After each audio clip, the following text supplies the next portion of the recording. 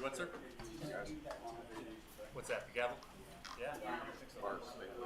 So no, I got ink. I got good. This is Tim Brown. I'm our horse. I'm 8C, 6B. You're like big. Keep it down. Yeah.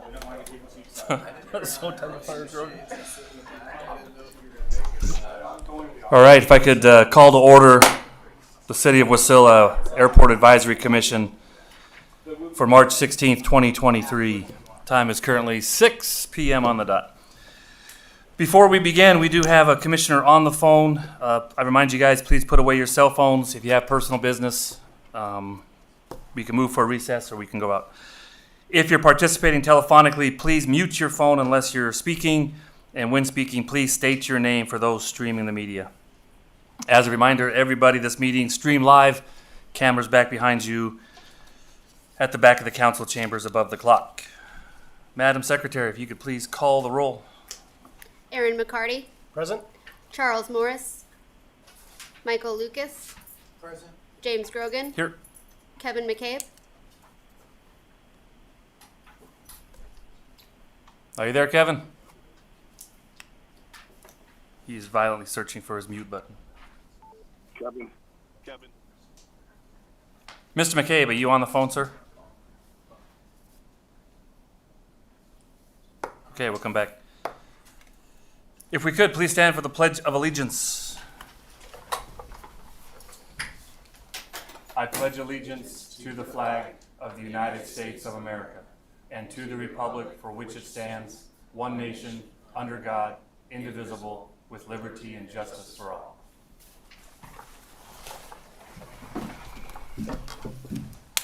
Kevin. Has joined. Mr. McCabe, James Grogan, you there? Hello. Okay, got you.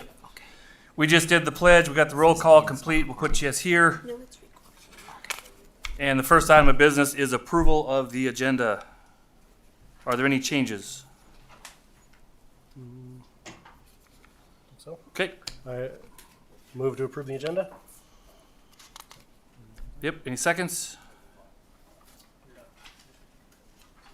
Seconded. And if there's no objections, the agenda passes unanimously. Approval of the minutes, regular minutes for February 16th, 2023. Need a motion to approve those as well. I move to approve the minutes as printed.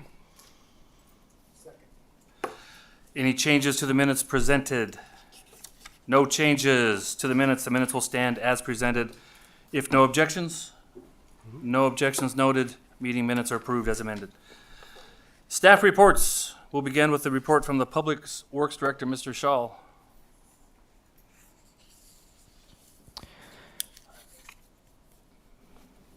Am I on? There we go. Thank you, Grogan. Chair.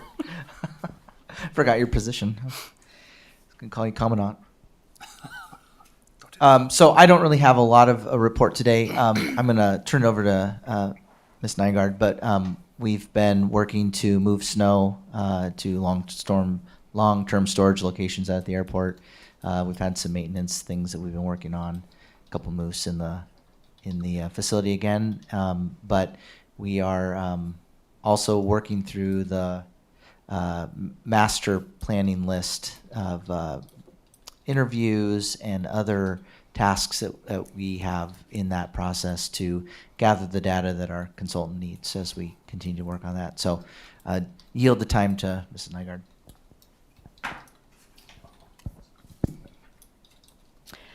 Thank you. Most of my time at the airport has been with different private companies who some don't even know we had an airport. Some are really crunched for space at other airports within this area and in Anchorage. So we've been given tours, 1 or 2 a week, to different companies that are out here that are looking to see what we have to offer. And most of the interest is coming from usable land that is undeveloped. And I think it's really more awareness than anything, because they just knew we had an airport, but didn't know we really had a big vision for it. So, and then just talking to people within this area and different business meetings about what they think the airport should be and how it can contribute to the economy, and trying to get as many stakeholders as possible. Thank you, Ms. Nygaard. With that, we're going to go to public comments now. For some reason, we've increased these to 5 minutes per person for the members of the public to share their views with the commission. It's not a question and answer, so I ask that we don't engage in that. No time for dialogue, just you guys can come up and speak. Speakers may be referred to the administration, or issues raised may be taken under advisement by the commission. There is one resolution scheduled for tonight, and there'll be additional public comment section during the unfinished portion of this meeting to discuss the resolution. At this time, I invite the public up for any public comments not related to the resolution to be discussed later. And if you would, please, when you come out, just make sure you signed in and state your name for the record. Do we have the sign-up sheet?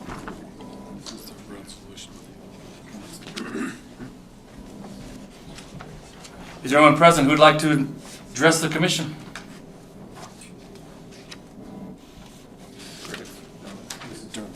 This is just open. This has nothing to do with it. Just for the resolution? No. Okay. This is just Is open. this concerning the resolution? No. No, the resolution will come up later. So everyone who's signed in, it's all regarding the resolution? Feel free to come up. I may have some. Come on up. But if I speak now, can I speak later? Sure. Okay, great. Darren Spano, and this is just some comments about general status of the airport. Is that okay? Yes, sir. Not particular to rates or otherwise, but I just wanted to make some comments about this year's snow removal. Again, my name is Darren Spano. I represent myself here. I'm a leasee out at the airport. And I just wanted to say that this year, more than previous years, I've seen a significant increase in the quality of the snow removal activities out at the airport. And I think they've been doing a really good job. Really impressed with the timeliness of how they're coming out. The priorities that are given to the airfield, the taxiways and whatnot. And I just wanted to take a minute to applaud those that are involved in that endeavor, because I think it's an important thing. And this year definitely had some challenges with the amount of snow that we had. So just wanted to make sure that those who are involved in that are getting an attaboy, getting some kind of a call out that, good work. So that was it. Great. Just Thank you didn't very want much, that Mr. to Spano. go. Yeah, that's excellent. And we'll definitely pass those along. Nobody else coming forward. The public comments are closed. We're now at the unfinished business. Madam Secretary, if you would please read the title of the resolution scheduled for this evening.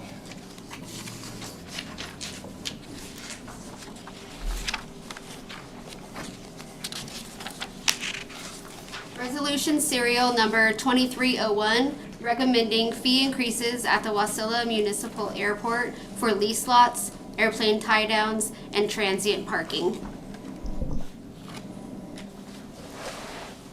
All right, before any public comments, we'll hear a brief presentation from Public Works Director, Mr. Shell. Mr. Chairman.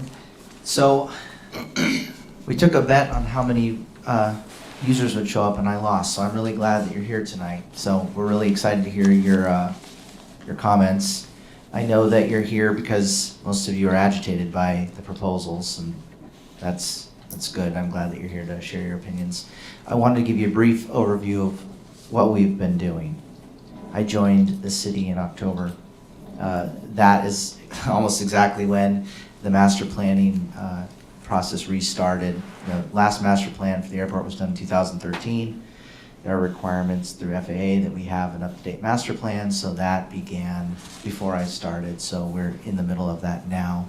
What we'll do is have a master plan to show the FAA what our build-out plans are, and then we're doing our best to show them that we can meet the traffic numbers to make so that they agree with what our vision is for the airport. And so that has us out interviewing people, interviewing clients, interviewing prospective clients, interviewing users. We have to show the FAA what's going on. You're probably wondering why rates would even be talked about increasing. At least in November's packet, maybe October's as well. I think it was probably November's was the first. I shared the recent budget data for the airport. The airport is an enterprise fund, which means in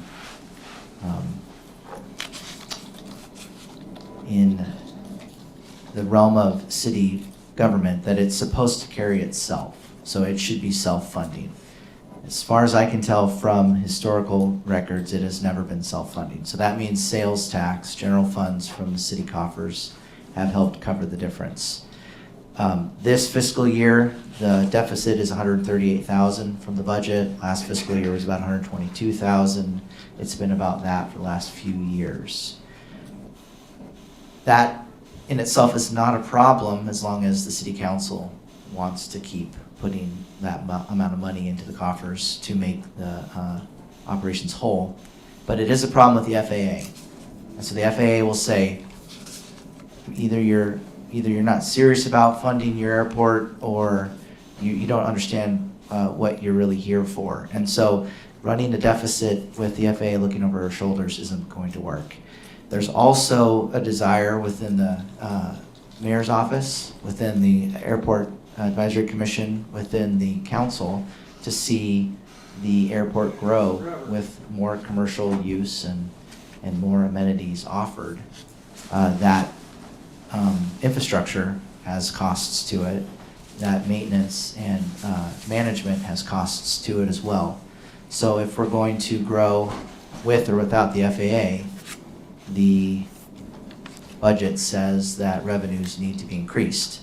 When we look at rates have not changed with increase in costs. So tie downs had their rates increased, I believe it was in 2018, but the lease lots, there's about 22 of them, have had the same rate per square footage rate for since they began. So if you think about revenues, they're very flat, but costs are going up. And so that means that the labor and material costs continue to climb while revenue has stayed pretty stagnant.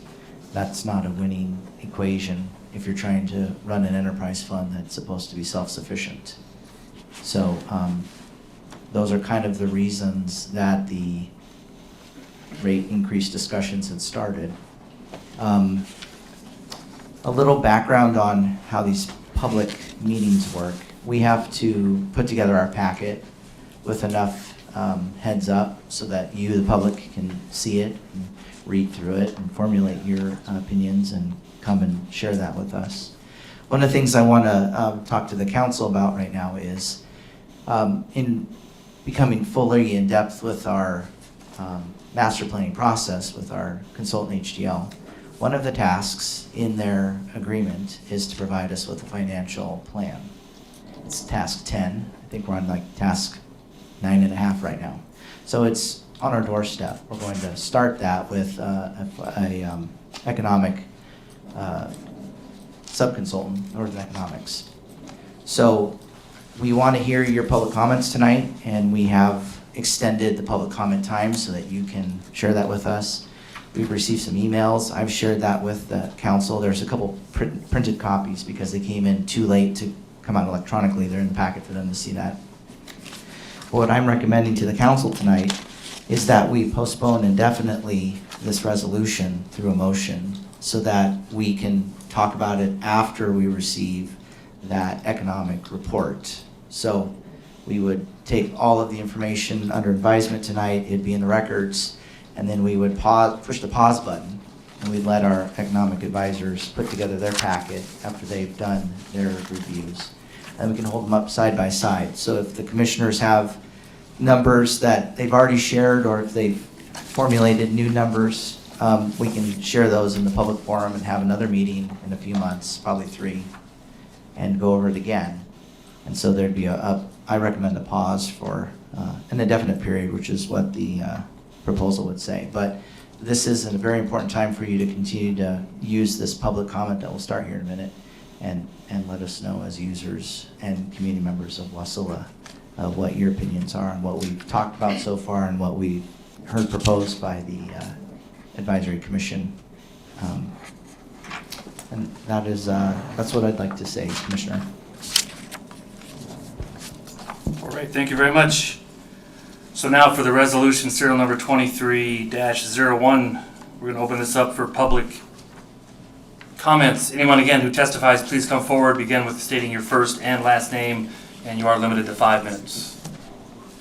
Mr. Darrell Spano, would you like to go first again, sir? I'd like to just defer, maybe let somebody else speak before I speak again. I can do that. How about Mark? Bingley. Thank you. Sure. Mark Bingley, Airport Lease Lot 17A. So just want to state my opposition to the resolution. I would also state my support for chairing this for more evaluation financially. I think we have a lot of questions, and this is unfortunately I'm coming late to the game to this, so I have financial questions I'm not going to get answered tonight, so I'd like to have that opportunity as well as to look at the additional data there. So, so overall, I do oppose the resolution. By comparing to other airports, and in reading the resolution, including Anchorage and Merrill and Palmer, we're not a towered airport, and comparing to those locations isn't really appropriate due to land values and property values and proximity to services and things like that. Someone lands at Wasilla, we're giving people a ride to a hotel, and it's a long ride, things like that. So there are significant differences at our location there without the services and infrastructure around there. There's no place to eat close, sleep close. It's a good walk just to the Menard Sports Center. So an expansion in that sort of way would be probably a good project in the future. I'd like to ask the commission to take a close look at the expenses incurred. I know we're over budget for what's received revenue-wise, but it looks like that's been the case for a number of years. I just want to make sure we're putting the money in the right place, and again, without seeing that level of detail. I do have questions, but I understand I won't get them answered tonight, so I'd like that opportunity to get that fleshed out in the future. Understand the desire to get additional commercial services into the Wasilla Airport for revenue purposes, but I would stress, and looking around the room, a lot of us are small airplane, single engine operators and pilots. We're not running big commercial equipment, so seeing significant funds clearing a 3,700 foot runway, trying to expand to a 5,000 foot runway to appease additional expansion for the FAA, that's all creating more expense for longer runways that none of our little single engine planes support. So 95% of the users, in my estimate, don't need a 5,000 foot runway or even a 3,700 foot runway. I think there's one plane there that does. So I would ask that to be considered, that the current users of the airport, it doesn't seem to be the focus of a lot of these efforts when we're seeking additional commercial endeavors there. I don't oppose those endeavors, but the number one or highest percentage of customers right now, leaseholders, are tie downs and the 22 hangar lots, and most of those are not commercial. The amount of increase proposed on the hangar lease lots is large for a first increase. Incrementally would have been much more easier to stomach. Again, it'd be nice to see some more of the finances there. The tie downs leases, people are flexible, they can move their planes. We've invested significant amount into infrastructure and effort to build suitable hangars and facilities there, so we're heavily invested at this point, so it's frustrating to see this strong of an increase from 6 to 10 cents per square foot. Also keeping in mind, my lot is taxed at about 16,000 square feet, I believe. I'm only able to use or build on about 7,000 square foot for setbacks and easements and other things like that required in the building side. So without creating obstructions to taxiways, we're limited there as well. So there's a note that I saw that funding is looking to pay for a airport manager. Certainly airport could benefit by improved management, but this, just like a longer runway, is going to add a cost forever that is still not going to be easy to offset with these fees. I certainly support and echo the comments from Darren on the snow removal efforts. This winter has been very good compared to years past. This increase probably isn't going to change that, and it's going to add a full-time employee, and anytime you do that, it's a forever expense there that is not going to clear any more snow. So I don't necessarily support the additional funding for that endeavor. I got 5 seconds. I appreciate your time, and I look forward to looking at more finance information. Thank you. Thanks, sir. Mr. Saloy, Chris Saloy.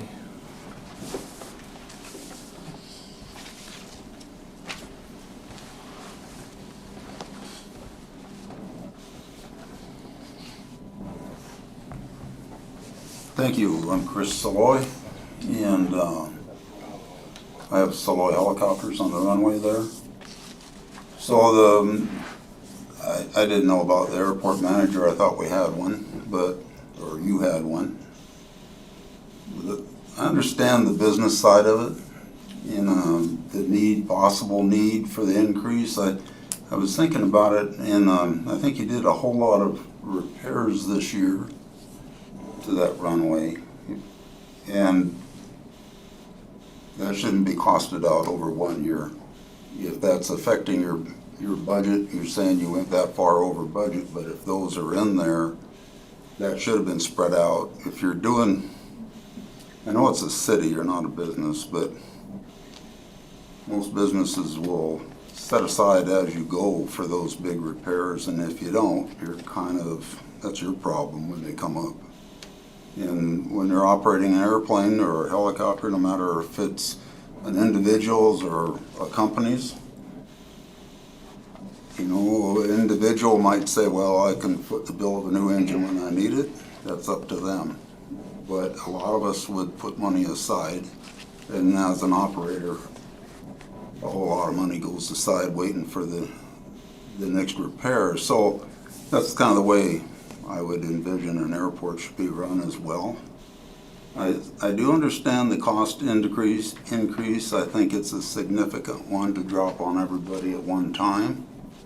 And so the only other question, so I'll make it a comment, is I didn't see it in the minutes there, is that I know everybody has leases and I have no idea what they say. And I don't know what anybody else is paying for their property other than my own. I've never gone and asked, it's none of my business. But you want to raise to 10 cents a foot, and I'm just guessing or hoping, we'll say, that you are planning to go with the leases, how they're laid out, because you can't just drop a rate increase on us. So as long as you're going with it, I can't really say a whole lot other than I think it's, you want to develop more. I've heard a lot of information about, we're out here looking around. You've hired an engineering company to spend a lot of your money to present it to the public. If you're really doing it as a business, or anybody that's invested in their hangars and the infrastructure that's already on the airport, you do that up front. That's the city's problem. Then you start billing, and you want extra people, extra businesses, put the facility there. Don't make the rest of us pay for it. That's your problem. You want to make money on it. You get the funding from FAA, you go build it, If you want your terminals and all that, you figure out how to get the work there to provide that, not on the people that don't need it. We don't need the congestion. Of course, I've got a Cessna 206, a Baron, and between my kids, 2 Cubs and 180. Nothing in that patch needs more than a couple thousand feet, so I agree with the longer runways. You want to draw business, you need that extra runway. Only one operator out there needs that extra runway, and that's the DC-4. And he's doing fine without, but he could go out loaded if he's got 5,000 feet, so it would help him. But, time's up, I guess. But anyway, I just think you need to look carefully at how you're trying to get some money in from the government. It shouldn't come off of all the current landowners to provide all that income to build your new stuff. You want to build out that 72 acres you have, go build it out and rent it like any of us private would. We'd build the building and then we'd get a renter. So anyway, I was hoping to take that all into consideration. Thank you. Thanks, sir. Mr. Ryan Brett. No comment. All right, Mr. Tim Brown. Hi, I'm Tim Brown. I have lease lot 11A and lease. If you could seat and then into the microphone, thanks, Tim. Hi, yeah, I'm Tim Brown. I have lease lot 11A and lease lot 4 out there. I'm on the same page as Mark and Darren as far as the comments go here. So until we get more information, kind of where we're going with all this, I know they want to have some big plans for the airport to expand, but I think some other stuff needs to be addressed before this happens, in my view. So, like I said, at this point, I'm right where Mark's at. So until we hear more on where this is going to go, I'm going to defer anything else.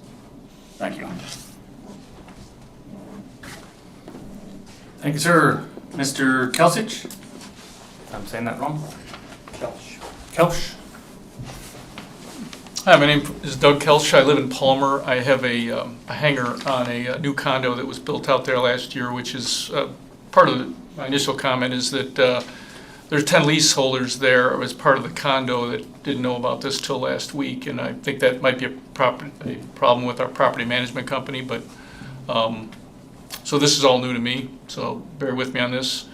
As far as hiring a new manager for the airport, I'd say I'd be really interested in any metric that on revenue generation that a new airport manager is expected to bring. I know out in Palmer, I worked with that manager out there, and I didn't feel that in any way the fellow that I worked with could in any way, in fact, I was trying to build something out there, and he was a real negative in terms of anything. And Airframes Alaska, I know, was looking out there, and he said it was the airfield manager was one of the main reasons he didn't settle on the airport. So in this environment where aviation professionals are at a premium, I'd caution the quality individual you might get might not be what you, it might be negative revenue generation. So until there's metrics on that, I would, and if there is metrics on that, you talked about a consultant, I'd be interested to see exactly where those metrics came from. The other thing is I'm new to the Wasilla Airport. I haven't seen any master plan or anything, but from the fellows I talked to out there, it seems most of the complaints are it isn't a demand problem you have, it's a supply problem. Guys are talking about lease lots all the time and how the list, there doesn't seem to be transparency on the list. I know there's lots out there that I'm assuming you have some sunset on when someone comes into possession, if you will, of a lease lot, that they have a development timeline. And I'm not sure all those timelines have been complied with, but you need to, if the demand curve's there, then it would seem to me that you need to increase the supply of what you have out there, because at least from my position, it seems that there's the demand is out there. And again, it's probably for the small operators, but I know when I tried a few years ago to get a tie down out there with electric, I couldn't do it. I ended up in Palmer having a tie down out in Big Lake, and I would have much preferred to have one in Wasilla. So So I would encourage you to delay this, just like you said, because there's at least 10 lot holders out there that didn't really have an opportunity to look at your plan and see what metrics you might have on in raising this revenue. And I'd have to say that 60% is in excess of the CPI. I know you guys get a bite of the apple here, only 5 years on these lease lots, but 60% seems to me to be a pretty big one. So thanks for the time. Thank you, sir. And back to Mr. Darren. Thank you.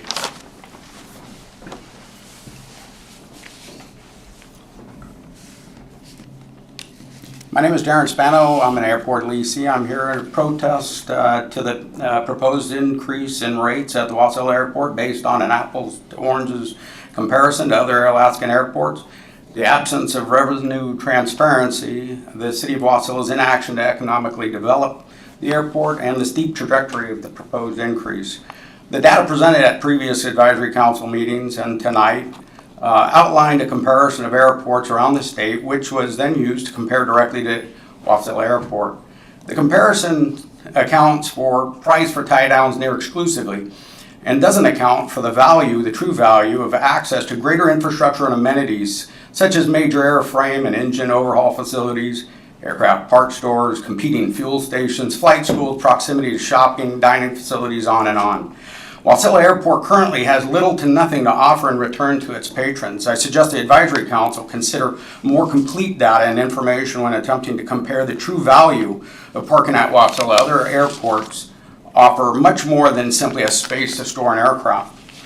The City of Wasilla has presented a very simple income and expense sheet, also available online, and I believe tonight as well, which suggests the income of the airport consists of the existing tie-down and lease lots charges, equating to an overall deficit following airport maintenance expenses. However, I think there's more income out there that's not being reported.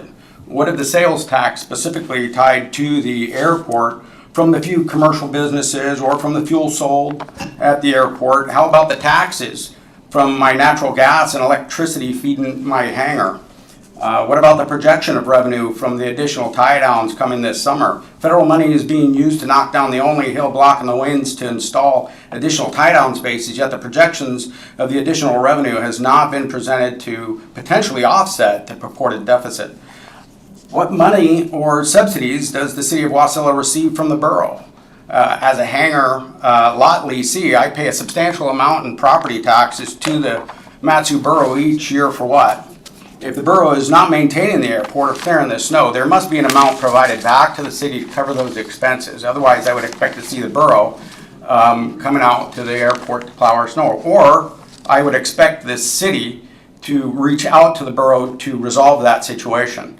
I suggest the Advisory Council work closely to the city financial managers to obtain empirical data to show the true amount of money generated through the existence of the airport and present that information to public to help justify their future proposals. The idea to increase revenue, we must increase taxes, or in other words, increase the tie-down costs, is not only simple and unimaginative, it's also counter to future economic development. The fact is the City of Wasilla is missing a huge revenue opportunity at the airport by not advancing commercial businesses or encouraging flight operations to increase fuel maintenance and part sales, or increasing the flow of people through our city, downtown that is, to make purchases or to dine, which equates to increased sales tax and increased income for the City of Wasilla. To speak more plainly, the Palmer Airport had 4 competing flight schools generating revenue for the City of Palmer last summer, yet the Wasilla Airport has had none that I'm aware of. Palmer also has a larger runway with crosswind strips, engine repair facility, parts stores. So what's Wasilla doing wrong here? I don't think raising rates is the right move to encourage businesses to move in. I suggest the Advisory Council take measures to propose ideas to economically develop the airport and encourage businesses. Revenue is not generated by simply increasing taxes, or in this case lease rates, but through the flow of taxable money through the city by way of the airport. The trajectory of the proposed rate increase is significant, 66% for hangar lot leases. This cannot be justified or sustained. What will happen in 5 more years? Another 66%? That's outrageous. The information used to justify this increase lacks empirical data and is arbitrary at best. I'd suggest the lease rates be put on a scheduled increase, not to include blurry market surveys, but rather based on a legitimate consumer price index or similar. This way, the cost for leasing space is not a surprise to anyone, or increases being a surprise to anyone, and will remain commensurate to its surrounding environment. Thank you for your time. I got 20 seconds. Read it. Thanks, sir. Any other public comments? I didn't get a chance to sign in on one. I didn't sign in, but I'll make a quick comment. Come on up. My name's Joe Wizakowski, and I own one of the big USIC hangars out there. So it looks like you have a revenue problem. The demand is certainly there, and I think if you build it, people will come. Whether it's additional lease lots, which we're interested in having one, that will certainly bring in more revenue, as well as more tie-downs. But if you start raising your rates and make them outrageously high, well, then who's going to want them? So I think if you build it, they'll come. I don't know, how you go about doing that, but certainly the demand is there. But you got to make it attractive to people. It just seems pretty simple to me. But raising the rates on everybody that's existing is not going to encourage more people to come. It's actually going to make them go elsewhere. So that's all I have to say. Thank you, sir. Can you, for the record, spell your name so I don't... WYZYKOWSKI. Well, I got the SKI right. Excellent.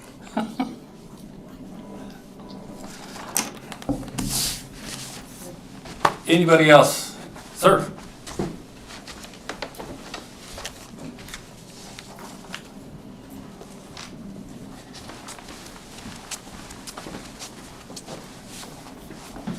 My name's Tyler Cook. I'm one of the hangar lessees at the airport. I didn't come prepared tonight to say anything, but I did want to make a comment that Eric Schall, had said that you have not had a rise in revenue for a long time. You actually have had a very big rise in revenue. When I first came to Wasilla, there was not very many hangars at all developed at the Wasilla airport. Now there's many. And there could be a lot more, but you have a lot of usable space that's not developed. That is the way that you increase revenue, is develop your land, not raise taxes. Raising taxes will drive people away. I've had hangars in Utah, Arizona, Fairbanks, and here. You raise taxes, you mothball the airport. Thank you. Sir, did you sign in by chance? Get you to sign in there so we get your spelling correct. Yep. Thanks, sir. Any other public comments? All right, thank you very much. Is there a motion to adopt resolution serial number 23-01?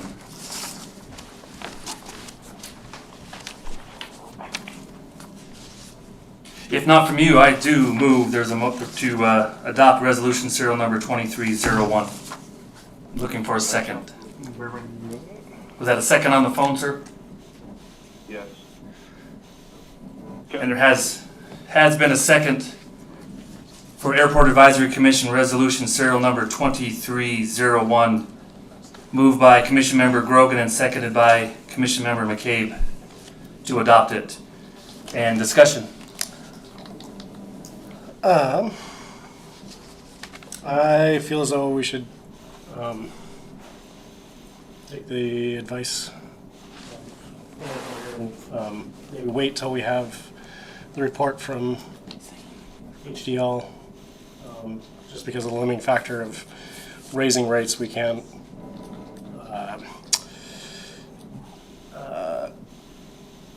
more information is always better.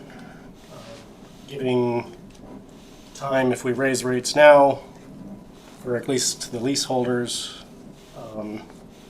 that can't be changed again for another 5 years, according to most of the lease agreements.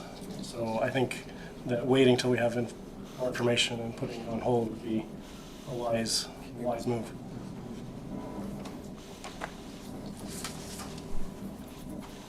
Any other comments? No comment. Okay. How about on the phone? Mr. McCabe, are you there?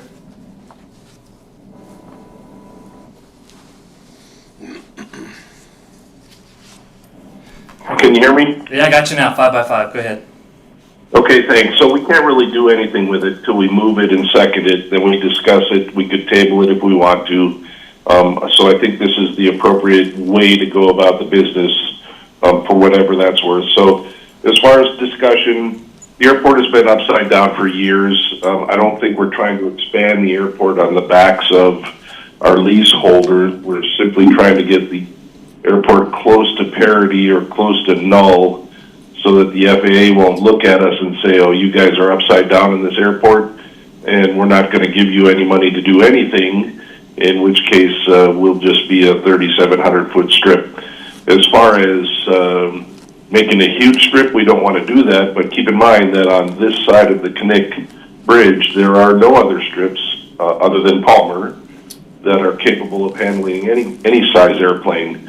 So we're as expanded as Wasilla is, we're simply trying to create a little bit bigger airport for a little bit bigger airplane should we need it in time of resiliency. I appreciate all the comments tonight, and I think after the commissioners are done with their comments, the appropriate thing to do would be to table this until we get the HDL report, and I think that's our objective tonight.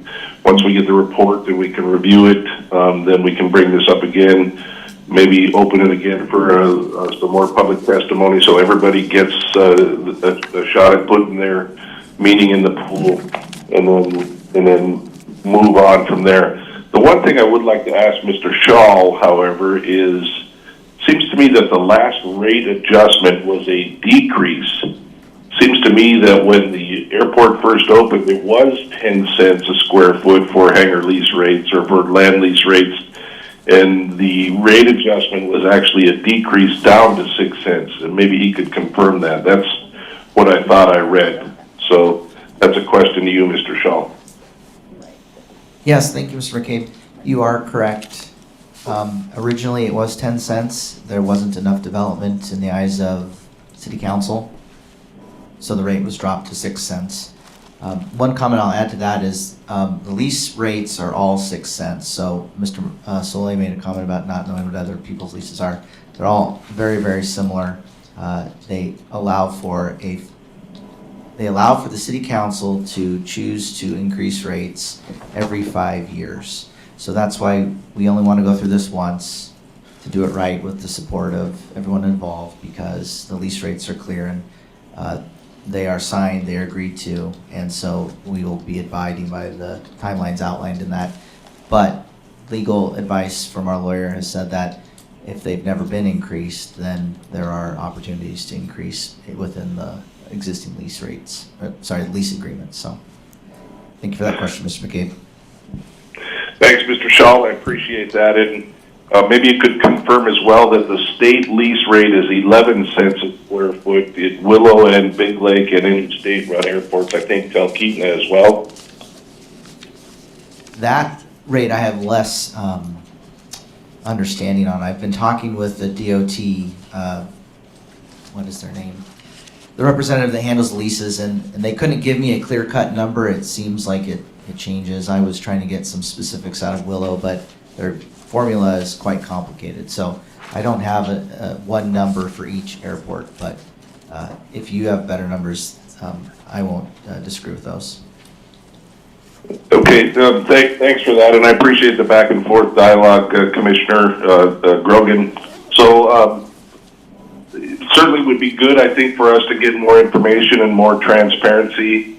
The airport is, some of the funding that I'm concerned about as well is the taxes that come from the airport, and I'm wondering if they're included. And I know Mr. Shaw is working on getting those. I don't think there were, and I can't remember exactly what it was, but there was a certain amount of mention of FAA funding, income, and all that sort of stuff. I don't believe any of that's a player, but it would be really good to get that for folks before, at the same time, the HDL report is out so that we could get this moving forward so we could have a real clear understanding and idea for all the folks that are concerned about this. Thank you, Mr. McCabe. For my lengthy input is, I've heard all you guys 100%, and I can count on one hand how many times I've ever wanted to raise taxes. But I will say this is not a raise of taxes. I know that maybe sounds slippery or something. These are not taxes. These are what we're paying to utilize the airport that has been in the hole over $100,000 every year for the past, I don't know, 8 years, 5 years, 10 years. If anything, this is to get it off the backs of the taxpayers because they're subsidizing. The city of Wasilla is subsidizing to the tune of $125,000 a year what these rates are going. Is that accurate?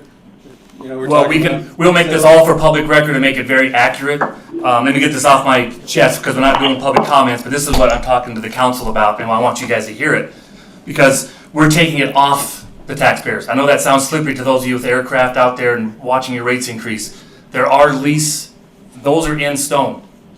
It won't just be dropped on people. So with that, I want to say it's off the taxpayers' back. I did like the comment, if we build it, they will come. That's what we're trying to do in Wasilla. That's what I saw in Palmer that didn't happen. The airport manager that I worked with back there for a couple years did not want to grow that airport, did not want to see it improve, and was not doing the service that the people on Palmer Airport deserved. Like what I'm hearing about the excellent snow removal. That's a direct credit to Eric and his team, the maintenance team, who have way too much stuff doing city roads and other things going on as well. So when I say I want to get it off the backs of taxpayers, I'm looking at this, if you build it, they will come. We've got to get it off that. Each spot costs about $45 for electricity for those with electric tie downs. We need more electric tie downs. This is Alaska. When we talk about comparing airports back and forth, you really can't, I mean, this is Alaska. This is the same place where the FAA calls me up when I was an FAA guy, retired, gone, and they told me I needed to drive up to Nome to check that airport out. Which just proves to me they have no idea in DC, God bless their souls, of what an Alaskan airport takes to run and to keep the snow removal and to put all these things out there. I'll also point, we're one way in, one way out. So my big thing is safety. If we have another earthquake out here and that road closes down and some moron trucker, God bless him, runs under the overpass and we're shut down for a month or a week. This is where our airport, Wasilla, can take the lead in this. And that's what I do on this council, is trying to take the lead and build this airport so that all those extra people will come. Not on the backs of all the private citizens who are out there trying to tie their aircraft down. We haven't had a raise in 15 years. We've got to start making the money so that city taxpayers are not making that money. The master plan, I don't even know if I'm allowed to say it out loud. Congratulations, we spent over $800,000 on a master plan that should have been kept up to speed year to year, day to day by what's called an airport manager. He's the guy that, or she, takes that and adds to it and keeps it going to the council to show them what we're doing and why we're not doing, so you guys don't get snowballed, pun intended, with all these different changes coming up. $800,000 for a bunch of folks from Anchorage to come out here and tell us how to run the airport? Talk about transparency. Could have given you guys all, I don't even know how to do the math, $5,000 each. $800,000 divided by 200 users. You guys do the math. So, yes, we can justify the increases. We have to catch up. We have to get this. If you build it, it's that whole vicious circle. We can't start building stuff and improving things until we get the rates up and we're not constantly going in a hole. We can't make those better things. And when we do get those better things, we will start making revenue, not off the people who are paying for it, but off the people who are going to go out there and use it and do their cargo and take all those flights to Juneau and take all those flights up to the North Slope and take all that revenue away from Anchorage and put it out here in the valley. You come out here for a $100 hamburger and you can have those cars taken to the other new hotels that will open up. And we'll start selling the gasoline, so that's more revenue for us. Not raising, we voted against raising taxes on the gasoline, just for that reason. We don't want to put more taxes out there. We want you guys still doing business at the lowest possible cost that we can do. But we have to have an airport that can support that. So that's what I'm pushing for this resolution. We've gone through it. We do not want to raise rates. We had some of us come in, myself the worst, very, very, very high. And others came in rock bottom low. And we took the middle ground, we compromised, and we had a long discussion about making these rates fair and equitable and what they're supposed to be. So we did that. What I'd like to do, we're an advisory council. We take your guys' inputs, we talk about it, and then we decide what to give the city council. So part of the motion to move this is to keep going on. Stop dragging this down in bureaucracy. The HDL will come out. If they come out and saying you want more money, we need to charge more money, that's not a good idea. If they say they want to charge less money, we've done the figures, and those figures are available for everyone to look at. And I definitely want you guys to have the time to look at those numbers, but then go to where it needs to be heard, and that's the city council. We're advising them, and with this resolution, we're advising that we raise the rates we've spoken to. And then by all means, I encourage everybody to go to city council. And if we need to table it, we can table it there. If we need to send it back to advisory committee, they can do that, but they need to have these numbers to look at them so that we can do it. Instead of wasting more time and effort at this level, let's get it to where it needs to be voted on, that's the city council. And then by all means, you guys can show up there, public comments, look at the numbers, talk to us, and get that done. We need to get this moving, get this off of our table and onto the city council, is my input for that. Guys, I'm 100% in favor. I want Wasilla to grow. We're planting trees that we'll never enjoy the shade of. Our kids will enjoy the shade of it, and we'll have an amazing airport that supports Wasilla. Someone asked earlier, 10 years ago, a small airport, smaller than Wasilla, brings in an average of $14 million just for the mom and pop small aircraft airport. You get a terminal out there and start doing cargo and flights to the slope, which many people want to do, it's going to be an incredible amount. So if you build it, they will definitely come. So I do want to push this through and see if we can't make a motion on the, well, motion's on the floor to go ahead and pass this resolution and send it up to committee where it should be spoken to and talked to by the public. Thank you. More discussion. If I could clarify some things, Mr. Shaw, just some questions that kind of came up. The budget that we're talking about is strictly operating budget, correct? It's not. Does that include repairs or anything that happened to the, I guess, repairs to the runway or expansions or anything like that? Right, so let me see how to answer that. The budget we're talking about is operational. There have been CIP projects that the city council has funded. So the annual budget process for the city council is to receive operational budget requests from each department. So the airport is a department in their mind. And so we also bring, Public Works brings capital improvement projects to the city council and says, we've got the airport operation here, but at the airport we want to build this big thing. So there was talk about forward funding. If the airport enterprise fund had a revenue balance in the black, they could bank that into specific airport projects. That's never happened. So all of the big projects that have happened on the airport are because the city council has seen the value of that infrastructure and taken extra general funds and put them into those projects. That is a model that would work. They could continue to do that. The problem is that FAA brings so much money with them, they're 96 for sharing, that unless the city council decides that they want to spend millions upon millions of general funds to extend the runway, they need the FAA to partner and bring most of the money. And then we have to live by the FAA's guidelines for use cases, the size of the aircraft, the number of trips in and out, the design standards and stuff. So, it's not a foregone conclusion that the city council can't say we have excess funds in the rainy day, in the what do we call it, the fund balance, and say, here's 20 million, go do it. We don't care if the FAA says you don't need it. But that's unlikely. They have, the city council has to weigh the needs of the rest of the city as well. And so, does that answer your question, Commissioner? Yeah. I guess that kind of brings up another question.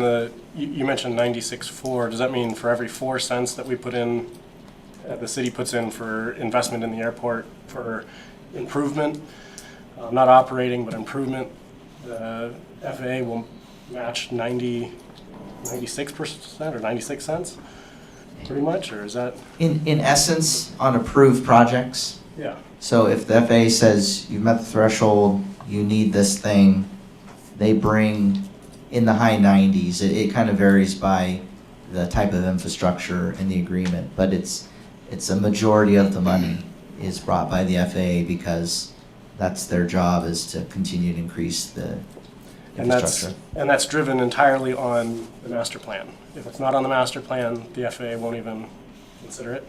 That's my understanding. That's why this is so And important. that's what I thought as well. So the master plan is important. And is that master plan funded, does the FAA fund the master plan?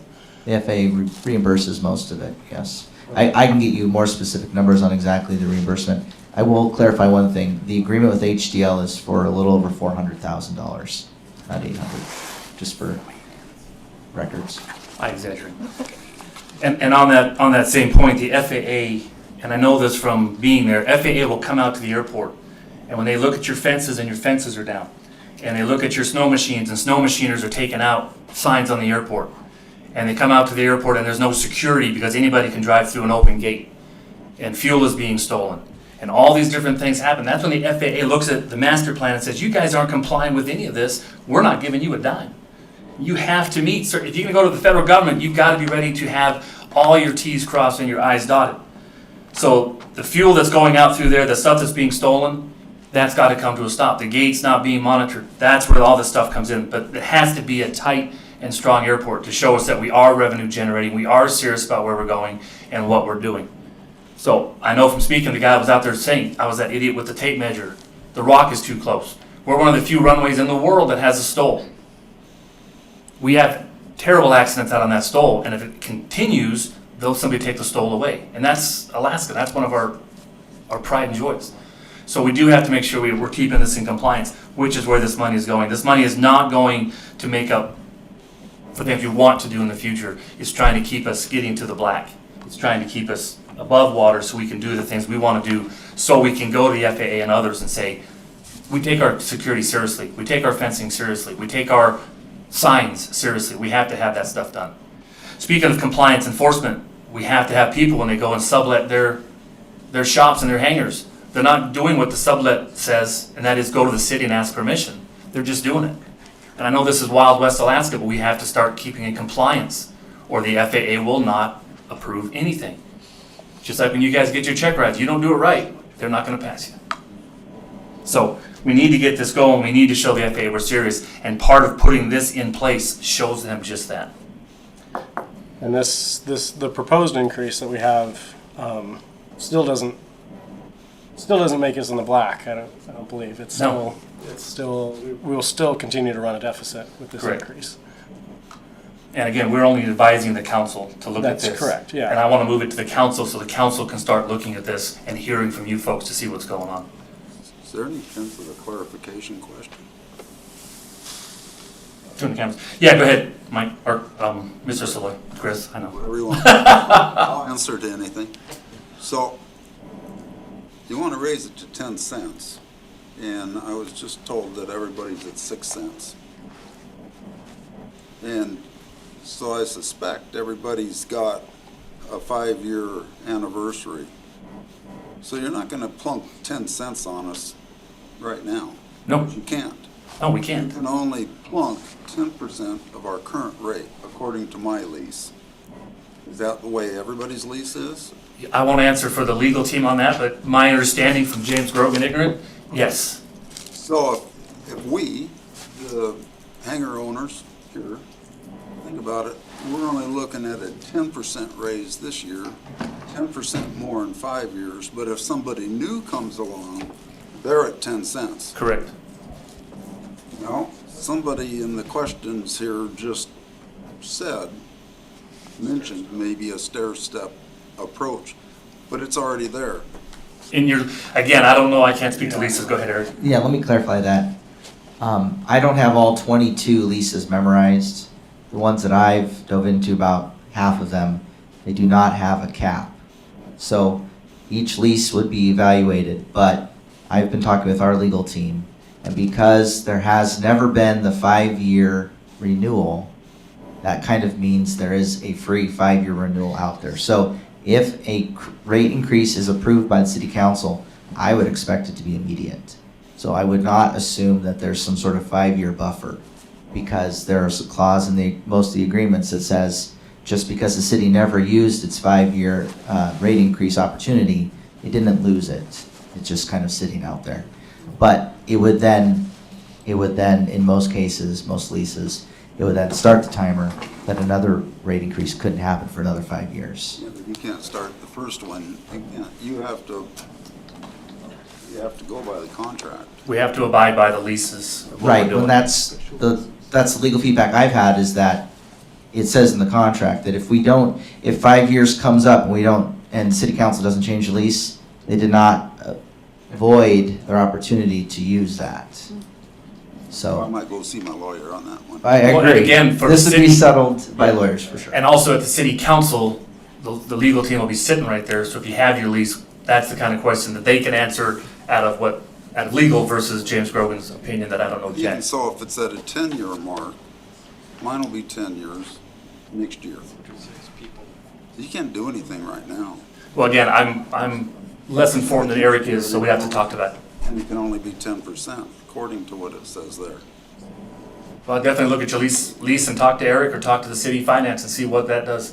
Because then when we push this up to the city council, then you can show up with your numbers, with your lease and say, according to my lease, this is what's gonna happen. And the team that sits at those chairs can answer that for you. I'm merely saying here that you might find a whole different approach to approving or agreeing. We don't get to approve it, you do. You might find a whole different answer from a whole group of people owning a lot of the hangars if they know they're in there for that stair step. And that's where we get it to the city council where it belongs, because we're just advising. I don't approve anything, so, I'm trying to right. convince you to advise that. Yes, okay. And that's what I'm trying to convince the council as well. Let's send it up to council where it belongs. Do this again at that level, because they're the ones who are gonna approve it. So we have the numbers, they have the forms in front of them, versus we don't have legal, et cetera, here. Or we could kill it here, but I'm Yeah. 100% against that. So point of order. Well, what if you did? Point of order. Yeah, so point of order, there's a motion on the floor Very to true. accept the resolution, so the council can decide to either vote on that, or there can be an amendment of someone's choosing, but once discussion's over, then the decision needs to be either to vote on the resolution as moved, or to make an amendment to it. Very correct, and we do have the motion and second. Any more discussion on this? Okay, say that again now. I said we have the motion, what he said, for sending this up to city council for the resolution number 2301. It has been moved and seconded, so there's no more discussion on it. We'll go for a vote. Is there any more discussion? Mr. McCabe, you still there? I am still here, thank you. Maybe it's best just to call the question at this point. Yes, sir. So seeing no more discussion. Okay. We have the vote. If we could have a vote. All those in favor of passing resolution serial number 2301, sending it up to the city council, signify by saying aye. Aye. Aye. Against, signify by nay. Nay?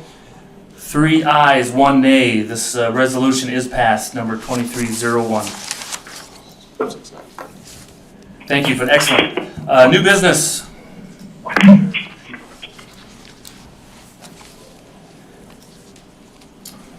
Nothing? Okay, for new business, again, I want to put on the record the airport manager and what that will do for the city of Wasilla. And I want the airport manager to be, as someone mentioned earlier, a properly vetted guy that's going to be there for the city and the tenants of Wasilla Airport. They're there to work on behalf of the taxpayers, on behalf of those of you who are out there, a good airport manager. Yes, they work for the city, but they work for you guys directly. So when someone has an FAA question or an FAA harassment or a city question, that's the guy to go talk to. And the airport manager ensures that the master plan is kept up to speed. The airport manager is the guy that day to day keeps this going, so we're not forking out $400,000. I'll do it for $100. Just kidding. So that's an amazing amount of money. Safety is paramount. we see people out there with an airport manager. You can have people who are watching this kind of stuff. Someone mentioned we have no instructor schools. That's a shame out here. I know Palmer, all those classes, they head to Wasilla first thing. Slower pattern, stuff to do. If we can get a temporary tower out here, meeting the FAA guidelines, meeting the temporary tower, we would now draw all those schools directly to Wasilla because they need tower approaches for their students. Now we've got one. They're the ones that check the gates. They're the ones that check for Homeland Security, making sure we have a good Homeland Security in place. All these go for grants.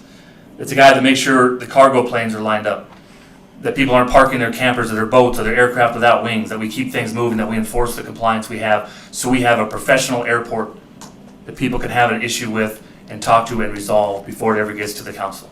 So for the new business, I'm talking to city council and getting folks ready for putting an airport manager position in, working the numbers. I have a question on that airport manager position, if I may. Well, we're here to learn, so absolutely. Yeah. I'm gonna get in trouble later, but just so you know. Just wondering if that bill to pay is our bill to pay? As what I mean by that is that the airport bill to pay? Jump on that. Sorry, yeah. All right, hey, Darren Spano again, yeah. So the question on the airport manager position is, would that be a bill for the airport to pay? Would that be included in the airport's deficit? Or is that considered a staff position, an infrastructure type staff position for the city? And if it's not a staff position, It would be against the operational, it would hurt the budget is what it would do. We'd have more of a deficit. it would add to the deficit? Yes. Yes. Okay, so I'm sure we're gonna really look into this very closely as to the feasibility, the practicality, whether there's truly gonna be a benefit of having an actual airport manager out there at such a small airport, at least small at this time. So, okay, I appreciate it. Thank So, you. no, with that, that's a good point for the comments. If there's any other public comments on that, we can, that's the only new business, so public comments for 3 minutes. You what? There's no new business? There's no new business. Yeah, so Okay. you've moved us to public comment. You were the first public comment. Yeah, technically I jumped ahead, so yes, sir. Get a second.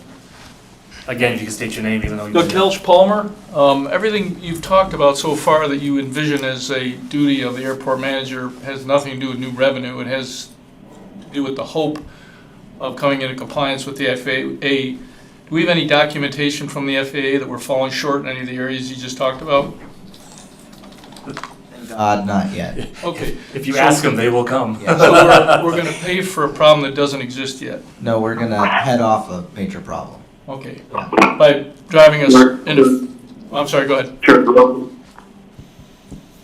See you guys can say. McCabe, you trying to talk? Yeah, so it's Kevin McCabe. So no real document from the FAA. We do have complaints from one business owner that had 500 gallons of jet fuel stolen. We've had complaints from other folks that have had airplanes broken into and fuel stolen. We had an airport manager that was there to unlock the gates and lock the gates at night and to ensure that the gates worked, as well as to set up a video camera system, maybe do a little bit of driving around, seeing what vehicles were parked on the taxiways that didn't belong there, what motorhomes were encroaching on the taxiways. Right now, Mr. Shaw is doing a great job, but he also has the entire city of Wasilla to focus on, and an airport manager would relieve him of some of the duties and provide better service for you. So, no, the FAA has not come out and complained about our runway or anything else because, frankly, they don't really care about us. I think they think that we're going away because we've been upside down for so long, so they're not spending a whole lot of time on us. But the airport folks, the folks that lease the hangars that expect some sort of service from us, they do expect a greater level of service. They expect that their airplanes are not going to be broken into and the avionics stolen. And I think the one person that reported he had 500 gallons of jet fuel stolen, he said it happened in about like 10 minutes. Like the guy was a professional. Whoever came in there and stole the fuel came and was gone in very short order. So an airport manager of some sort of presence out there would go a long way towards mitigating issues that our lease holders and our tie-down holders and the people that use the airport need and expect.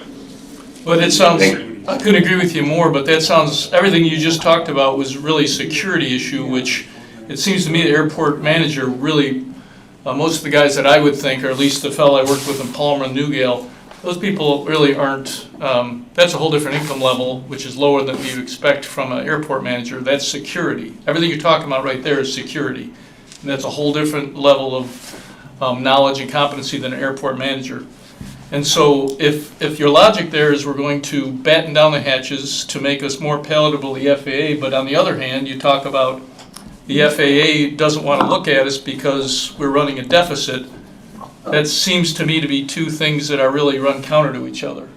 And when things run counter to each other, it's a tie. It seems to me if what you say is true and what you really think, then maybe not spending the money and maybe increase police presence out there, or I don't know what the answer is, but it seems to me everything you talked about here is a security issue.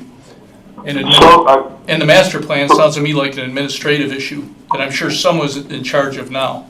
Okay, if I could, I'm going to try to bring it back to some point of order and just say this is public comment. Okay. So yeah, the back and forth. That's back just and a forth. comment. That's No, it. I appreciate that. So I'm just letting the other commissioners know that as well. Okay. So. And then the other thing I'd say as we drive toward growth, it seems every hangar I've seen out there has sold pretty much before the construction's been done.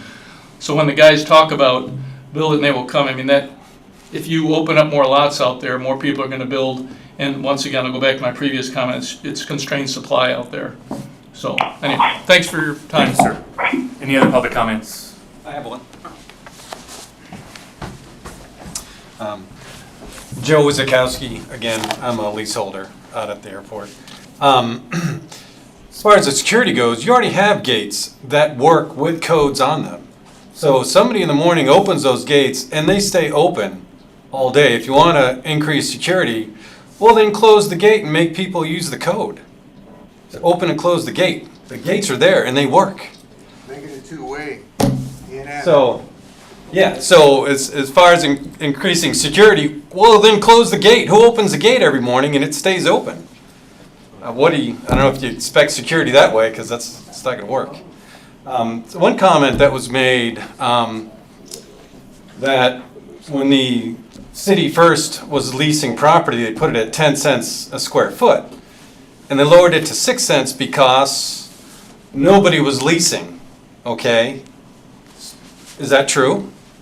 That it went from 10 cents down to 6 cents? And what was the reason for that? It was because nobody was leasing. So they lowered the rate and people started leasing.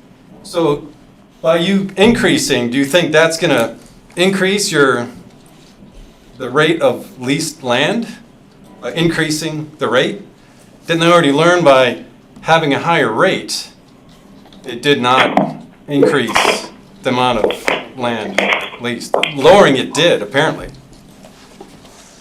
And that's all I have to say. And I'm shocked that, we're the second largest community, right, in the state of Alaska. And we only have 22 leased lots.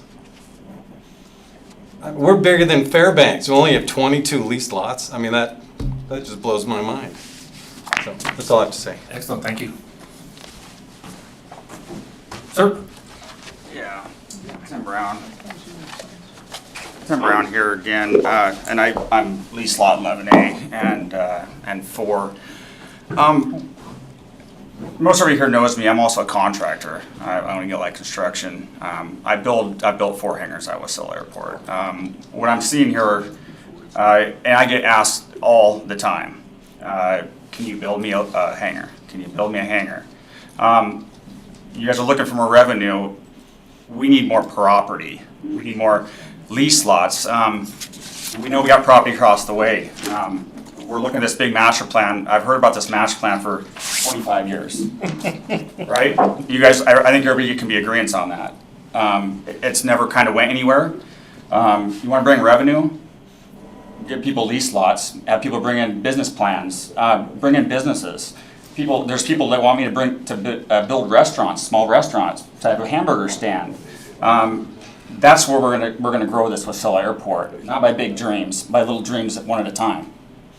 So I'm trying to help out here. I'm not a great public speaker, but we have lots of people that want to invest in our airport out here, guys. but we need property.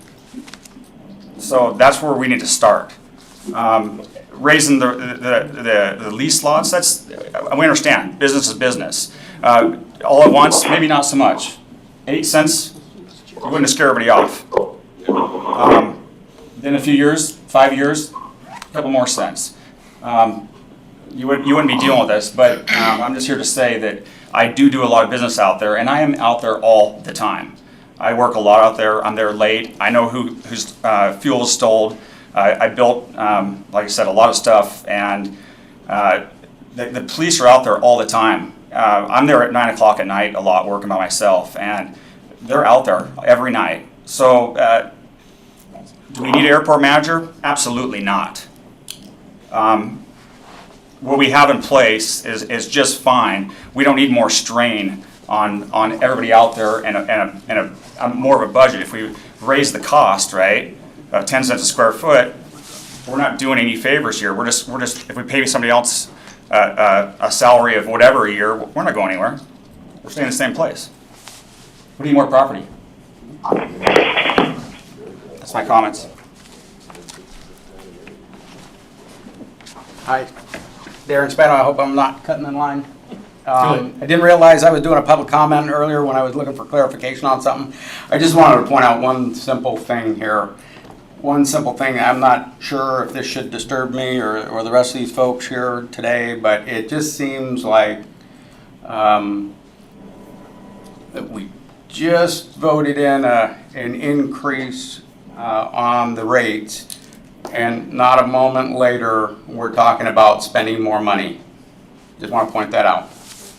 I don't agree with that. I think it warrants very in-depth evaluation on whether or not that position is going to be fruitful. I can appreciate the fact that you might be, Mr. Schall might be pulling double duty here. Certainly, wouldn't want anybody doing that. But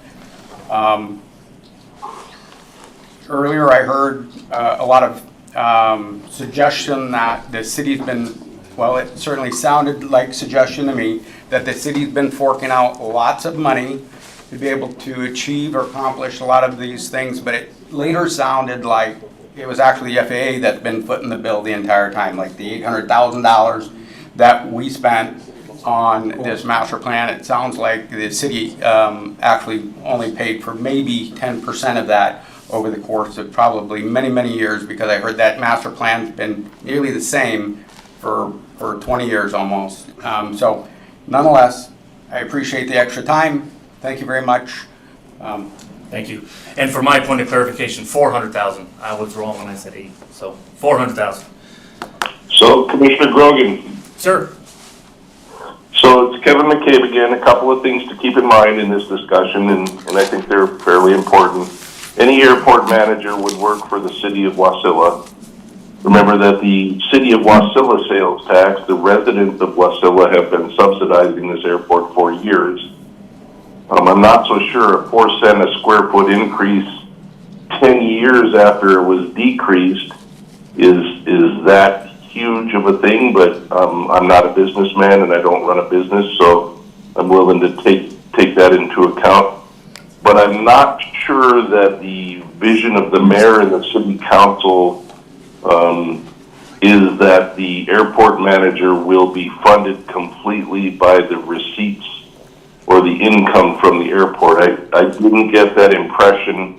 I could be wrong, but it would certainly be something to clarify with the city council and the mayor when this comes up at the city council discussion. Keep in mind as well, as Commissioner Grogan said, we're just advisory, and our job is to be the go-between between you folks in the audience and the city council, and also to give our recommendations based on the HDL study and the recommendations from the Public Works Director. So we're doing what we're supposed to be doing, and you guys are doing what you're supposed to be doing, and I'm very thankful that you're there to provide input tonight. I wish there were more, frankly.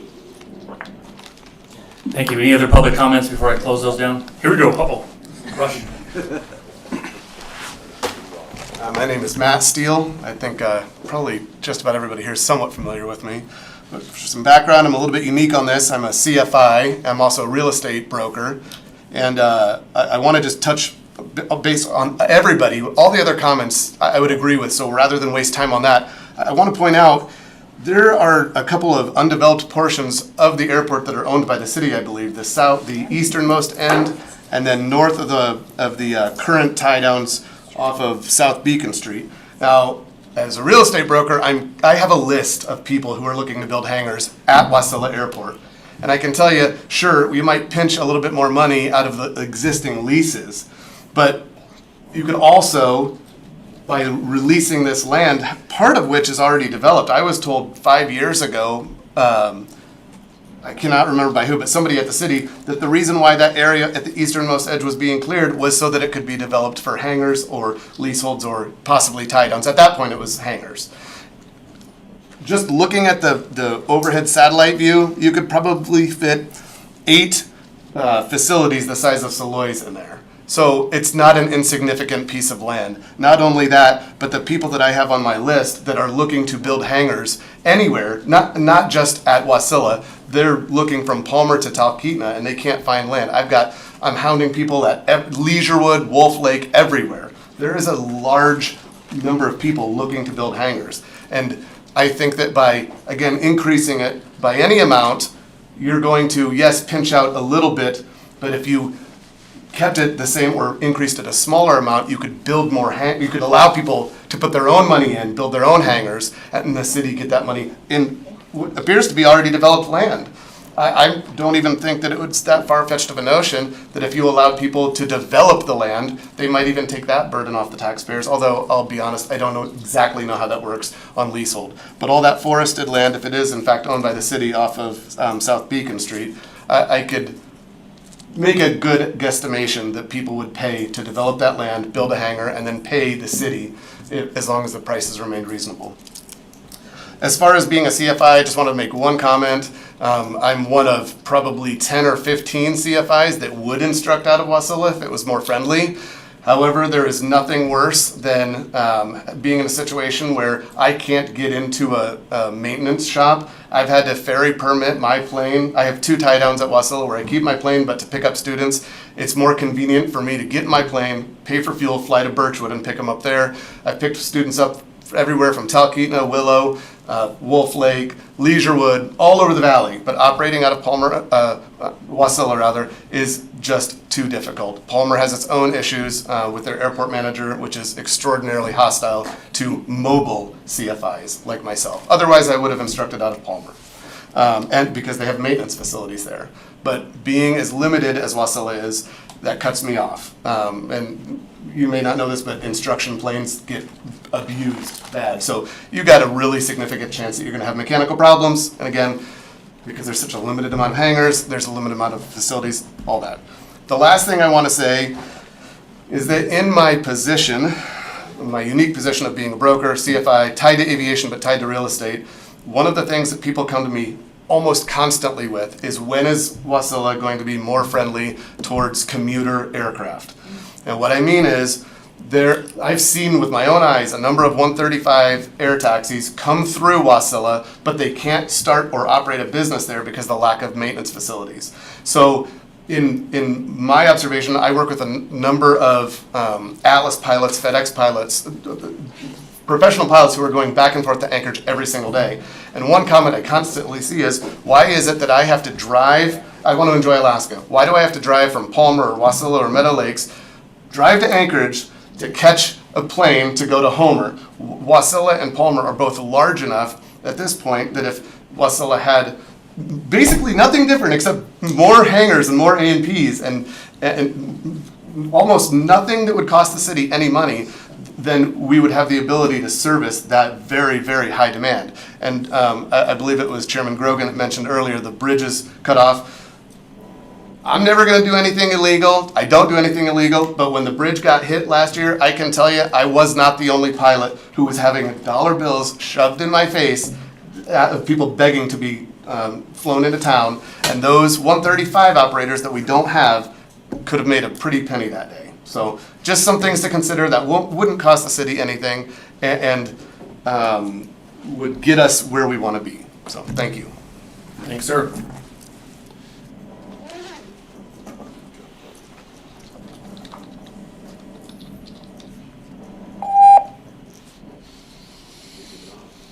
Anyone else?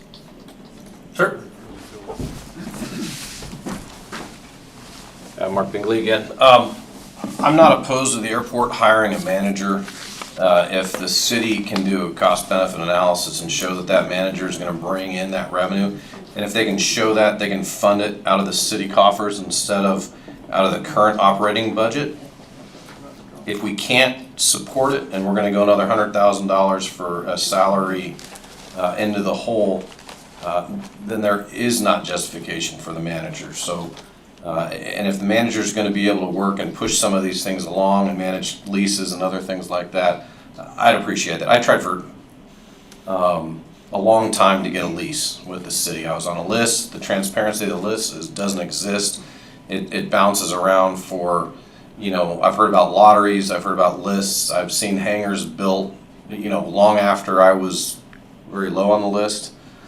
Finally did get in on a second phase, so that sort of thing could get managed better, as well as expanding out to the south and the east for more lots and get that revenue that you're wanting without necessarily increasing the existing users. There is a lot of land, there's a lot of need. Everyone echoes that they've tried to get on the airport probably for a long time, and a lot of people are like, man, you got a hangar on the airport, how did you do it? If that was possible, I think that's the way ahead for the airport. And like I said, if part of the master plan includes a manager, which it probably should, if it makes sense to hire that person, it should be a no-brainer to put them on a year scenario, and if they can produce, then the right person for the job. If not, probation, dump them, and we're not any worse off. I can still take off out of that stall strip. So thank you.